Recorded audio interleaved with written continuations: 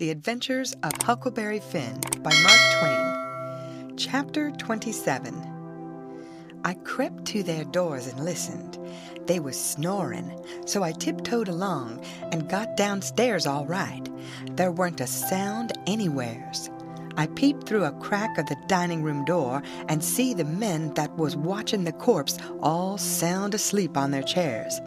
The door was open into the parlor where the corpse was laying, and there was a candle in both rooms. I passed along, and the parlor door was open, but I see there weren't nobody in there but the remainders of Peter, so I shoved on by. But the front door was locked, and the key wasn't there. Just then I heard somebody coming down the stairs, back behind me. I run in the parlor and took a swift look around, and the only place I see to hide the bag was in the coffin. The lid was shoved along about a foot, showing the dead man's face down in there, with a wet cloth over it and his shroud on. I tucked the money bag in under the lid, just down beyond where his hands was crossed, which made me creep. They was so cold, and then I run back across the room and in behind the door. The person coming was Mary Jane. She went to the coffin very soft and kneeled down and looked in. Then she put up her handkerchief, and I see she begun to cry, though I couldn't hear her, and her back was to me. I slid out, and as I passed the dining room, I thought I'd make sure them watchers hadn't seen me, so I looked through the crack, and everything was all right. They hadn't stirred. I slipped up to bed, feeling rather blue on accounts of the thing playing out that way after I had took so much trouble and run so much risk about it. Says I, if it could stay where it is, all right, because when we get down the river 100 miles or two, I could write back to Mary Jane, and she could dig him up again and get it. But that ain't the thing that's going to happen. The thing that's going to happen is the money'll be found when they come to screw on the lid. Then the king will get it again, and it'll be a long day before he gives anybody another chance to smouch it from him. Of course, I wanted to slide down and get it out of there, but I doesn't try it. Every minute it was getting earlier now, and pretty soon some of them watchers would begin to stir, and I might get catched with $6,000 in my hands that nobody hadn't hired me to take care of. I don't wish to be mixed up in no such business as that, I says to myself. When I got downstairs in the morning, the parlor was shut up, and the watchers was gone. There weren't nobody around but the family and the widow Bartley and our tribe. I watched their faces to see if anything had been happening, but I couldn't tell. Towards the middle of the day, the undertaker come with his man, and they set the coffin in the middle of the room on a couple of chairs, and then set all our chairs in rows, and borrowed more from the neighbors, till the hall and the parlor and the dining room was full. I see the coffin lid was the way it was before, but I doesn't go to look in under it, with folks around. Then the people begun to flock in, and the beats and the girls took seats in the front row at the head of the coffin, and for a half an hour the people filed around slow in single rank, and looked down at the dead man's face a minute, and some dropped in a tear. And it was all very still and solemn, only the girls and the beats holding handkerchiefs to their eyes and keeping their heads bent and sobbing a little. There weren't no other sound but the scraping of the feet on the floor and blowing noses, because people always blows them more at a funeral than they do at other places except church. When the place was packed full, the undertaker, he slid around in his black gloves with his softy, soothing ways, putting on the last touches and getting people and things all ship-shape and comfortable, and making no more sound than a cat. He never spoke. He moved people around. He squeezed in late ones. He opened up passageways and done it with nods and signs with his hands. Then he took his place over against the wall. He was the softest, glidingest, stealthiest man I ever see, and there warn't no more smile to him than there is to a ham. They had borrowed a melodeon, a sick one, and when everything was ready, a young woman sat down and worked it, and it was pretty squeaky and colicky, and everybody joined in and sung, and Peter was the only one that had a good thing, according to my notion. Then the Reverend Hobson opened up, slow and solemn, and begun to talk, and straight off the most outrageous row busted out in the cellar a body ever heard. It was only one dog, but he made a most powerful racket, and he kept it up right along. The parson, he had to stand there over the coffin and wait. You couldn't hear yourself think. It was right down awkward, and nobody didn't seem to know what to do. But pretty soon they see that long-legged undertaker make a sign to the preacher, as much as to say, "Don't you worry, just depend on me." Then he stooped down and begun to glide along the wall, just his shoulders showing over the people's heads. So he glided along, and the powwow and racket getting more and more outrageous all the time. And at last, when he had gone around 2 sides of the room, he disappears down cellar. Then, in about 2 seconds, we heard a whack, and the dog, he finished up with the most amazing howl or two. And then everything was dead still, and the parson begun his solemn talk where he left off. In a minute or two, here comes this undertaker's back and shoulders gliding along the wall again. And so he glided and glided around 3 sides of the room, and then rose up and shaded his mouth with his hands, and stretched his neck out towards the preacher over the people's heads, and says, in a kind of a coarse whisper, "He had a rat." Then he drooped down and glided along the wall again to his place. You could see it was a great satisfaction to the people, because naturally they wanted to know. A little thing like that don't cost nothing, and it's just the little things that makes a man to be looked up to and liked. There weren't no more popular man in town than what that undertaker was. Well, the funeral sermon was very good, but p'ison long and tiresome. And then the king, he shoved in and got off some of his usual rubbish, and at last the job was through, and the undertaker begun to sneak up on the coffin with his screwdriver. I was in a sweat then, and watched him pretty keen. But he never meddled at all, just slid the lid along as soft as mush, and screwed it down tight and fast. So there I was. I didn't know whether the money was in there or not. So, says I, suppose somebody has hogged that bag on the sly.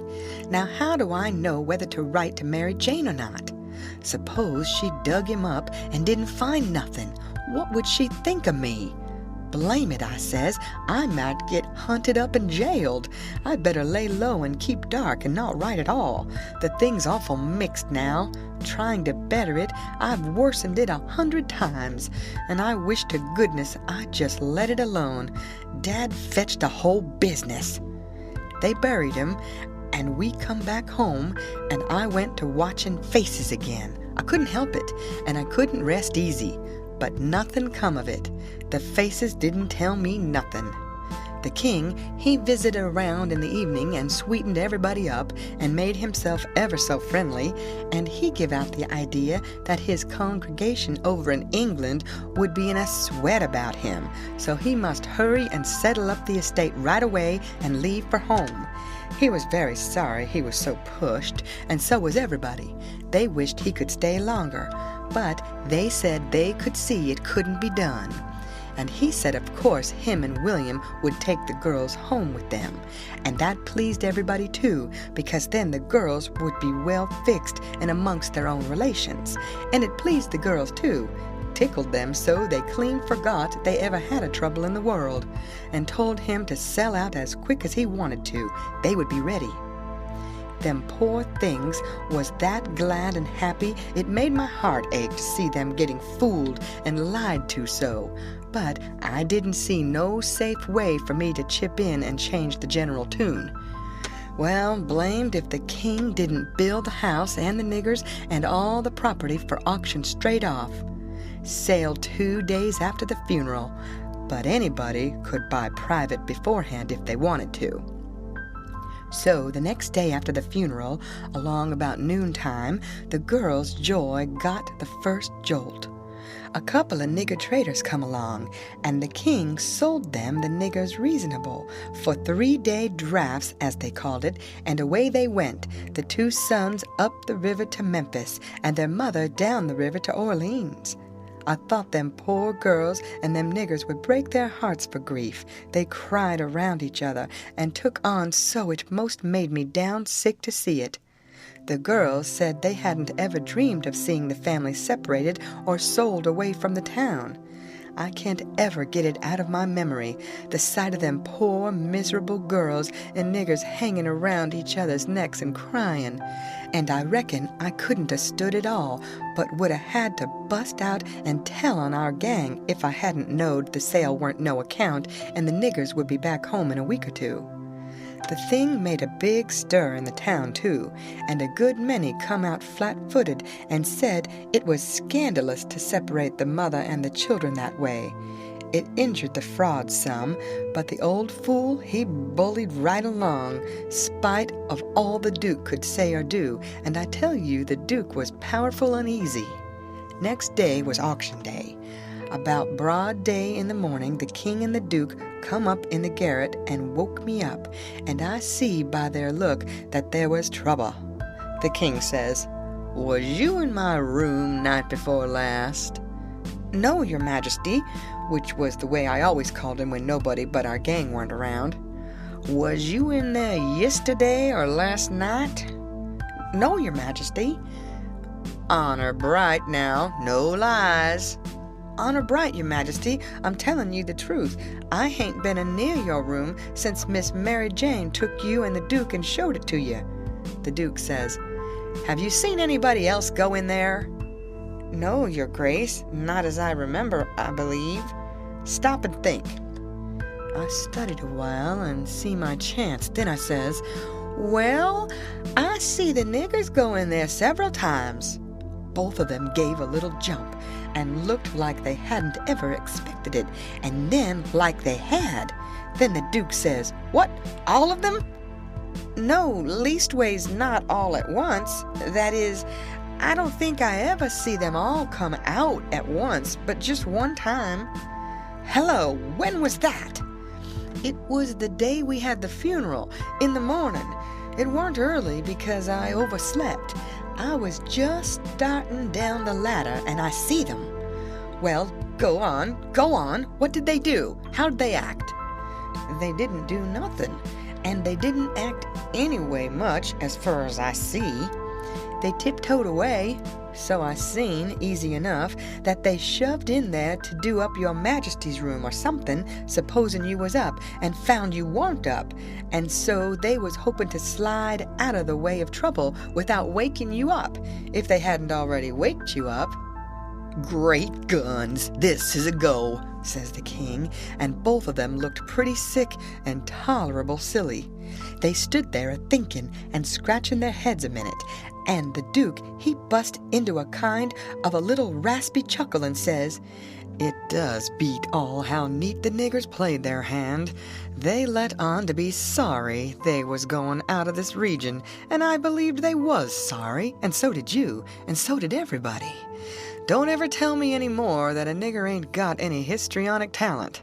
Why, the way they played that thing, it would fool anybody.